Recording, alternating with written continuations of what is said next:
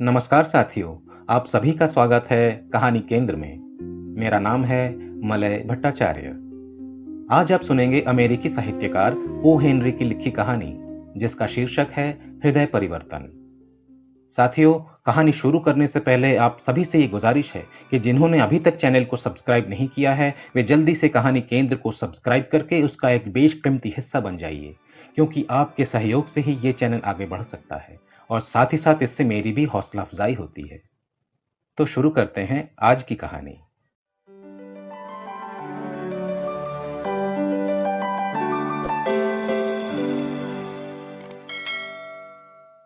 एक संतरी जेल की कर्मशाला में आया जहां जिमी वैलेंटाइन बड़ी लगन से जूते के ऊपरी हिस्सों की सिलाई कर रहा था। वो जिमी को सामने वाले दफ्तर में ले गया। वहां वार्डन ने जिमी को उसकी माफी का आदेश थमाया जिस पर गवर्नर ने उसी सुबह दस्तखत किए थे। जिमी ने उसे थके से अंदाज में लिया। वो 4 साल की सजा के लगभग 10 महीने जेल में काट चुका था। उसने तो अधिक से अधिक 3 महीने के करीब जेल में रहने की अपेक्षा की थी। देखो वैलेंटाइन, वार्डन ने कहा, तुम्हें सुबह छोड़ दिया जाएगा। तैयार हो जाओ और आदमी बनो। तुम दिल के बुरे नहीं हो।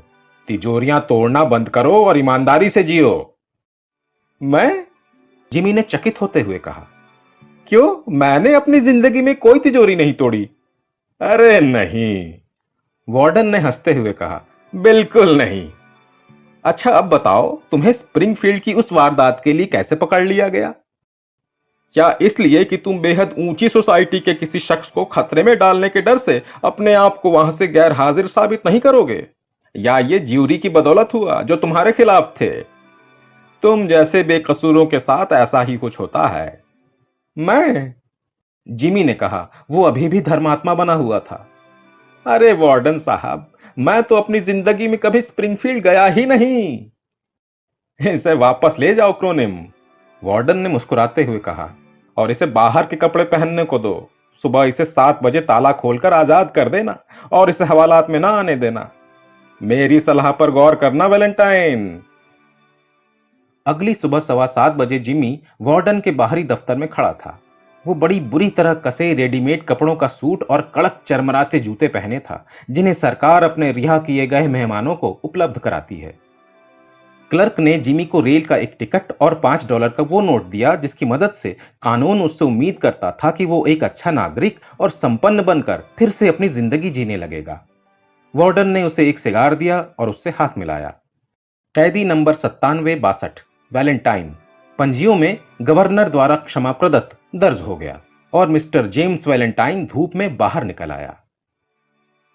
चिड़ियों की चहचहाहट, लहराते हरे वृक्षों और फूलों की महक की उपेक्षा करता जिमी सीधे एक रेस्टोरेंट की तरफ बढ़ गया।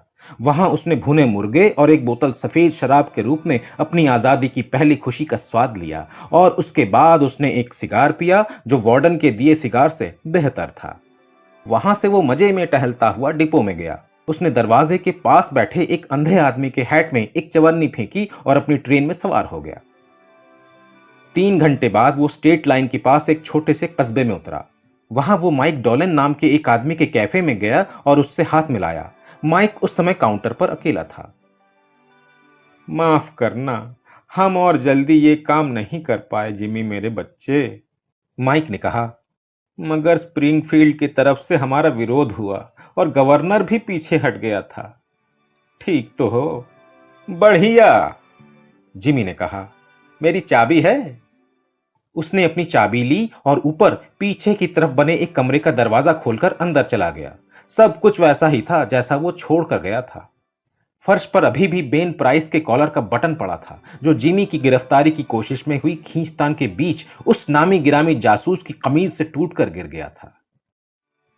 जिमी ने दीवार से एक फोल्डिंग बेड को खींचकर बाहर निकाला, दीवार में लगे एक पैनल को खिसकाया और एक सूटकेस को घसीटते हुए बाहर किया जिस पर धूल जमी थी। उसने सूटकेस को खोला और बड़े चाव से उसमें रखे औजारों को देखने लगा। पूरे पूर्वी क्षेत्र में और किसी सेंधमार के पास इतना बढ़िया सेट नहीं था। ये मुकम्मल सेट था जो खास पनिया इस्पात का बना था। इसमें बिल्कुल नए ढंग के बर्मे थे, पंच थे, ब्रेस और बिट थे, सब्बल, शिकंजे और बर्मियां थीं। उनमें 2-3 औजार तो ऐसे थे जिनकी इजाद खुद जिमी ने ही की थी और उसे इस पर गर्व था। इन्हें बनाने में उसे $900 लगे थे। इन्हें उसने उस जगह बनाया था जहां ऐसी चीजें धंधे के लिए बनाई जाती हैं। आधे घंटे में जिमी नीचे आया और कैफे से बाहर निकल गया। अब वो कायदे के और सही नाप के कपड़े पहना था। उसके हाथ में वही सूटकेस था जिसे उसने झाड़ पोंछ कर साफ कर लिया था। कोई इरादा है क्या? माइक डॉलिन ने प्यार से पूछा। मैं? जिमी ने जैसे चकराते हुए कहा। मैं समझा नहीं। मैं तो New York amalgamated short snap biscuit cracker and frazzled heat company का प्रतिनिधि हूं इस वक्त। उसकी इस बात से माइक इतना खुश हुआ कि जिमी को वहीं सेल्टसर और दूध पीना पड़ा। वो नशीले पेय कभी नहीं पीता था।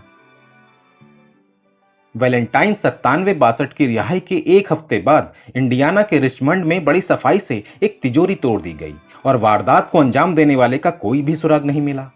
वहां से सिर्फ $800 निकले। उसके 2 हफ्तों बाद एक पेटेंट की हुई अधिक उन्नत किस्म की सेंधमारों से सुरक्षित एक तिजोरी लोगन स्पोर्ट में पनीर के डिब्बे की तरह खोल ली गई और उसमें से लगभग $1500 के नोट उड़ा लिए गए। सेंधमार ने सिक्योरिटी के कागजात और सिक्कों को नहीं छुआ। इससे चोर पकड़ने वालों को दिलचस्पी होने लगी। फिर जेफरसन सिटी में एक पुराने ढंग की बैंक तिजोरी सक्रिय हो गई और उसने अपने ज्वालामुख से $5000 के नोट उगल डाले। वारदातें इतनी ज्यादा हो चली थीं कि उसमें बेन प्राइस की श्रेणी की प्रतिभा की जरूरत पड़ गई। सारी घटनाओं को मिलाकर देखा गया तो सेंधमारी के तरीकों में एक खास किस्म की समानता पाई गई। बेन प्राइस ने डकैतियों के घटना स्थलों की पड़ताल की और बताया, ये जिम वैलेंटाइन के निशान हैं। उसने अपना धंधा फिर से शुरू कर दिया है। उस नॉब को देखो, ऐसे आसानी से उखाड़ दिया गया है जैसे गीले मौसम में मूली उखाड़ दी जाती है। ऐसे शिकंजे बस उसी के पास हैं जिनसे इस काम को अंजाम दिया जा सकता है। और देखो उन पुर्जों को कैसी सफाई से छेद करके निकाला गया है। हां, मैं समझता हूं मुझे मिस्टर वैलेंटाइन चाहिए। अपनी अगली वारदात वो बहुत जल्दी करने की मूर्खता नहीं दिखाएगा। बेन प्राइस को जिमी की आदतों का पता था। इस बारे में बेन को तब पता चला था जब वो स्प्रिंगफील्ड वाले मामले को सुलझा रहा था।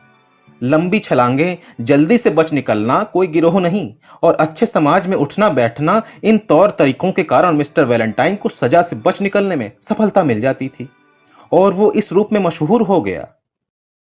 ये खबर आम हो गई कि बेन प्राइस पकड़ में नहीं आने वाले उस सेंधमार की तलाश में लग गया है और तब सेंधमारों से सुरक्षित तिजोरियां रखने वाले लोगों को चैन मिल गया। एक दिन दोपहर बाद जिमी वैलेंटाइन और उसका सूटकेस एल्मोर में डाक गाड़ी से उतरे। ये एल्मोर अरकनसस के रेलमार्ग से 5 मील दूर स्थित एक छोटा सा कस्बा था। जिमी खिलाड़ियों जैसी कदकाठी वाला एक जवान सीनियर लग रहा था जो अभी कॉलेज से घर लौटा था। वो तख्तों वाले फुटपाथ पर होकर होटल की ओर चल दिया। तभी एक जवान लड़की गली पार करके नुक्कड़ पर उसके पास से निकली और एक दरवाजे से अंदर चली गई जिस पर लिखा था the Elmore bank. Jimmy Valentine ने उसकी आंखों में देखा। वो भूल गया कि वो कौन था और एक बिल्कुल अलग आदमी बन गया। लड़की ने अपनी नजरें झुका ली और उस पर थोड़ी रंगत आ गई। जिमी जैसे अंदाज वाले खूबसूरत नौजवान एल्मोर में विरले ही थे। जिमी ने एक लड़के को पकड़ लिया जो बैंक की सीढ़ियों पर इस तरह मटर गश्ती कर रहा था जैसे उस बैंक का शेयर होल्डर हो। उसने लड़के से उस कस्बे के बारे में तमाम सवाल कर डाले और बीच बीच में उसे सिक्के पकड़ाता गया। थोड़ी देर में वो जवान लड़की बाहर आई। जैसे उसने सूटकेस वाले नौजवान को देखा ही नहीं, शाही अंदाज में अपने रास्ते चली गई। वो लड़की मिस पॉली सिम्पसन है ना? जिमी ने बनावटी चतुराई से पूछा। नहीं, वो एनाबेल एडम्स हैं। उसके पापा इस बैंक के मालिक हैं। आप एल्मोर किस लिए आए हैं? क्या ये घड़ी की चेन सोने की है? मुझे एक बुलडॉग लेना है। और सिक्के हैं क्या? जिमी प्लांटर्स होटल में गया जहां उसने अपना नाम रॉल्फ डी स्पेंसर लिखवाया और कमरा ले लिया। डेस्क पर झुकते हुए उसने क्लर्क को अपने आने का मकसद बता दिया। उसने कहा वो व्यापार करना चाहता है और उसके लिए एल्मोर में कोई जगह देखने आया है। इस समय यहां जूतों का धंधा कैसा चल रहा है? मैं जूतों का कारोबार करने के बारे में सोच रहा हूं। क्या यहां इसके लिए गुंजाइश है? क्लर्क जिमी के कपड़ों और अंदाज से प्रभावित था। वो खुद एल्मोर के हल्के सजे संवरे युवाओं के लिए एक तरह से फैशन का नमूना था। उसने बड़े सद्भाव से जिमी को सारी जानकारी दी और इस बीच वो ये समझने की कोशिश करता रहा कि आखिर इस आदमी ने अपनी टाई इस खास अंदाज में बांधे कैसे रखी है और वो जानकारी देता रहा। हाँ, जूतों के काम में तो अच्छी गुंजाइश होनी चाहिए। इस जगह खास जूतों की कोई दुकान नहीं थी। कपड़ों की दुकान और जनरल स्टोर पर ही जूते भी मिल जाते थे। सभी लाइनों में धंधा काफी अच्छा था। उम्मीद थी कि मिस्टर स्पेंसर एल्मोर में जमने का फैसला करेंगे। उन्हें रहने के लिहाज से ये कस्बा उपयुक्त लगेगा और यहाँ के लोगों को वो काफी मिलनसार पाएंगे। मिस्टर स्पेंसर ने मन ही मन वहां कुछ दिन रुककर स्थिति का जायजा लेने का फैसला किया। नहीं, क्लर्क द्वारा लड़के को बुलाने की जरूरत नहीं थी। वो अपना सूटकेस खुद ही ले जाएगा। ये थोड़ा भारी था। एक औचक और परिवर्तनकारी प्रेम बाण की ज्वाला से बची जिमी वैलेंटाइन की राख से बनकर उठा फिनिक्स, यानी कि मिस्टर रॉल्फ स्पेंसर एल्मोर में ही रह गया और यहां उसने संपन्नता हासिल की। उसने जूतों की दुकान खोल ली और उसका धंधा अच्छा चल निकला। समाज में भी उसे कामयाबी मिली और उसके कई दोस्त बने। उसकी दिल की मुराद भी पूरी हो गई। वो मिस एनाबेल एडम्स से मिला और उसकी सुंदरता के मोहपाश में बंधता चला गया। एक साल बीत जाने पर मिस्टर रॉल्फ स्पेंसर की स्थिति ये थी। उसने इलाके के लोगों में सम्मानजनक स्थान बना लिया था। उसकी जूतों की दुकान खूब चल रही थी। वो और एनाबेल सगाई के बंधन में बंध चुके थे और 2 हफ्तों में उनकी शादी होने वाली थी। ठेठ देहाती मेहनती बैंक मालिक मिस्टर एडम्स भी स्पेंसर को पसंद करते थे। एनाबेल उससे जितना प्यार करती थी लगभग उतना ही उस पर गर्व भी करती थी। मिस्टर एडम्स और एनाबेल की शादीशुदा बहन के परिवार में भी वो घर जैसा रहता था, जैसे वो उनका सदस्य बन चुका हो। एक दिन जिमी ने अपने कमरे में बैठकर ये चिट्ठी लिखी, जिसे उसने सेंट लुइस के अपने एक पुराने दोस्त के सुरक्षित पते पर भेज दिया। पत्र कुछ इस प्रकार था। प्रिय मित्र, मैं चाहता हूं कि तुम अगले बुधवार की रात को 9 बजे लिटिल रॉक के सलीवैन प्लेस में पहुंचो। मैं चाहता हूं कि तुम मेरे लिए कुछ छोटे मोटे मामले निपटा दो। मैं तुम्हें अपने औजारों का किट भेंट करना चाहता हूं। मैं जानता हूं उन्हें पाकर तुम्हें खुशी होगी। तुम $1000 में भी इन औजारों की नकल नहीं बना सकते। देखो बिली, मैंने पुराना धंधा छोड़ दिया है 1 साल पहले। मेरी एक बढ़िया दुकान है। मैं ईमानदारी से रोजी कमा रहा हूं और आज से 2 हफ्ते बाद दुनिया की सबसे अच्छी लड़की से शादी करने जा रहा हूं। जिंदगी बस यही है बिली, सिधाई की जिंदगी। अब मैं 10 लाख के लालच में भी किसी और का $1 नहीं छूऊंगा। शादी करने के बाद मैं सब कुछ बेच बाच कर पश्चिम चला जाऊंगा, जहां मुझे मेरे खिलाफ पुराने मामले निकाले जाने का इतना ज्यादा खतरा नहीं रहेगा। मैं तुम्हें बता दूं बिली, वो तो एक फरिश्ता है। वो मुझ पर विश्वास करती है। चाहे पूरी दुनिया इधर से उधर हो जाए, मैं अब कोई गलत काम नहीं करूंगा। सलीवैन प्लेस में जरूर आ जाना, क्योंकि मेरा तुमसे मिलना बेहद जरूरी है। मैं अपने साथ सारे औजार लेकर आऊंगा। तुम्हारा पुराना मित्र जिमी। सोमवार की रात जिमी के हाथ ये चिट्ठी लिखे जाने के बाद बेन प्राइस एक किराए की गाड़ी में चुपचाप एल्मोर में पहुंचा। उसने अपने गुपचुप अंदाज में वहां रहकर जरूरी जानकारी हासिल की। स्पेंसर की जूतों की दुकान के सामने की तरफ दवाइयों की दुकान से उसने रॉल्फ डी स्पेंसर को खूब अच्छी तरह से देखा। बैंक मालिक की बेटी से शादी करने जा रहे हो ना, क्यों जिमी? बेन ने धीरे से अपने आप से कहा। देखो, मुझे पता नहीं।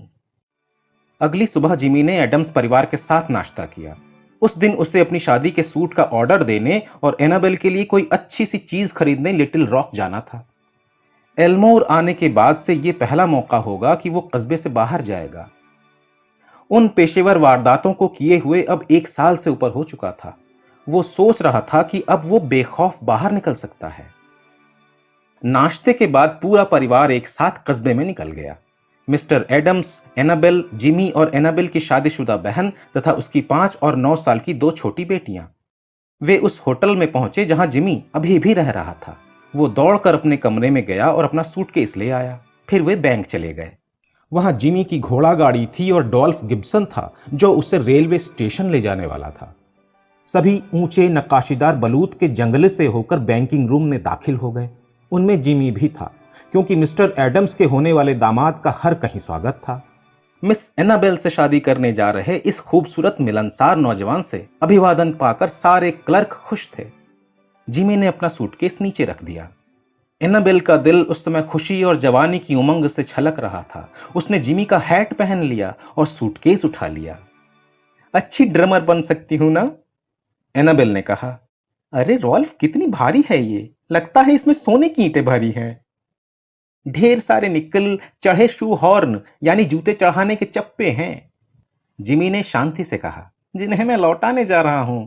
मैंने सोचा खुद पहुंचाने से कुछ पैसा बच जाएगा। मैं बहुत ज्यादा किफायती होता जा रहा हूं।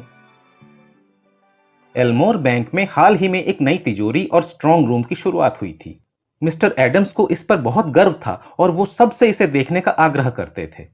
स्ट्रांग रूम था तो छोटा सा, लेकिन इसमें एक नया पेटेंट दरवाजा लगा था। ये एक साथ एक ही हत्थे से लगने वाला 3 ठोस इस्पाती बोल्टों से बंद होता था और उसमें एक टाइम लॉक भी लगा था। मिस्टर एडम्स ने चहकते हुए मिस्टर स्पेंसर को समझाया कि यह कैसे काम करता है, और उसने जो दिलचस्पी दिखाई उसमें सौजन्य तो था, समझदारी नहीं थी। दोनों बच्चियां मे और अगाथा चमकती धातु और मजेदार ताले तथा मूठों से खुश हो रही थीं। इसी बीच बेन प्राइस अंदर आ गया और अपनी कोहनी पर टिककर जंगले के भीतर से यूं ही अंदर देखने लगा। कैश क्लर्क से उसने यही कहा कि उसे चाहिए कुछ नहीं, वो तो अपनी किसी परिचित का इंतजार कर रहा है। अचानक औरतों की एक दो चीखें सुनाई दी और अफरा तफरी मच गई। बड़ों ने देखा नहीं और इधर 9 वर्षीय मे ने खेल खेल में अगाथा को स्ट्रांग रूम में बंद कर दिया था। फिर उसने बोल्टों और मूठों को वैसे ही घुमा दिया जैसे उसने मिस्टर एडम्स को करते देखा था। बुजुर्ग बैंक मालिक ने उछलकर हत्थे को पकड़ा और उसे खोलने के लिए संघर्ष करते दिखे। दरवाजा खोल नहीं सकता, उन्होंने दर्द भरी आवाज में कहा।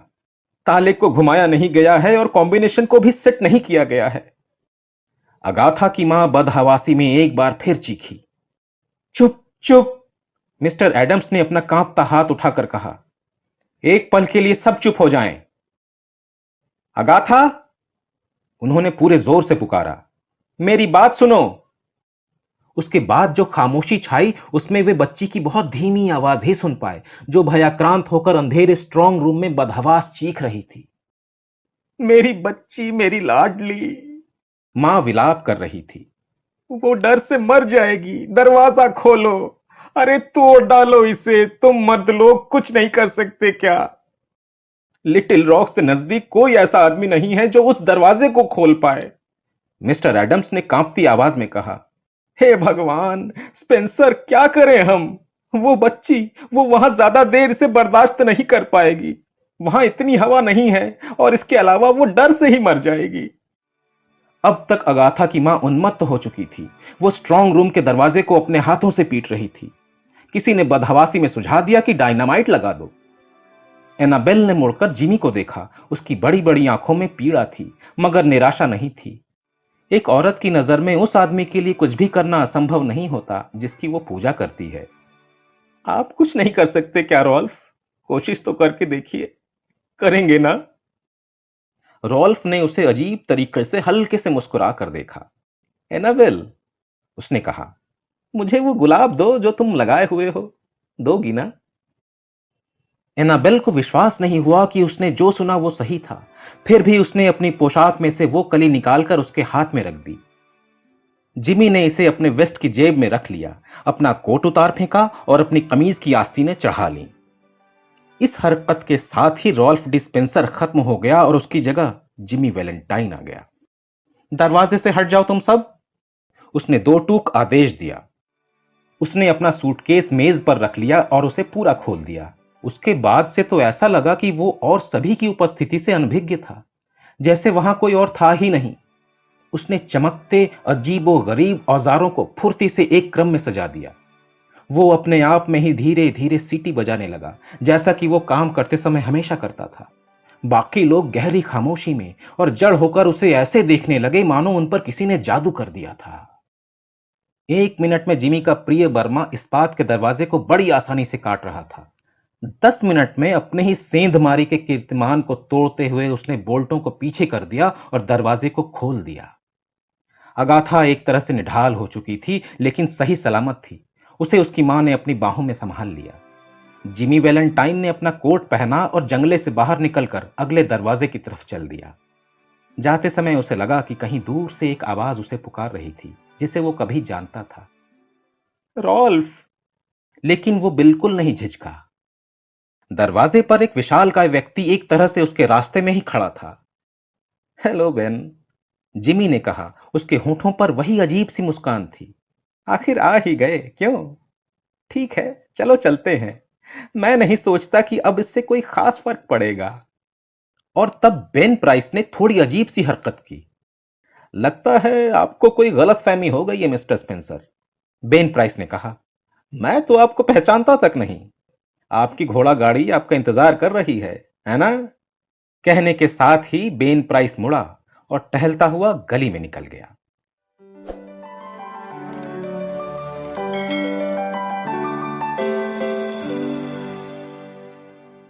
साथियों, अभी आप सुन रहे थे अमेरिकी साहित्यकार ओ हेनरी द्वारा लिखी कहानी हृदय परिवर्तन। ये कहानी आपको कैसी लगी मुझे कमेंट सेक्शन में बताइएगा।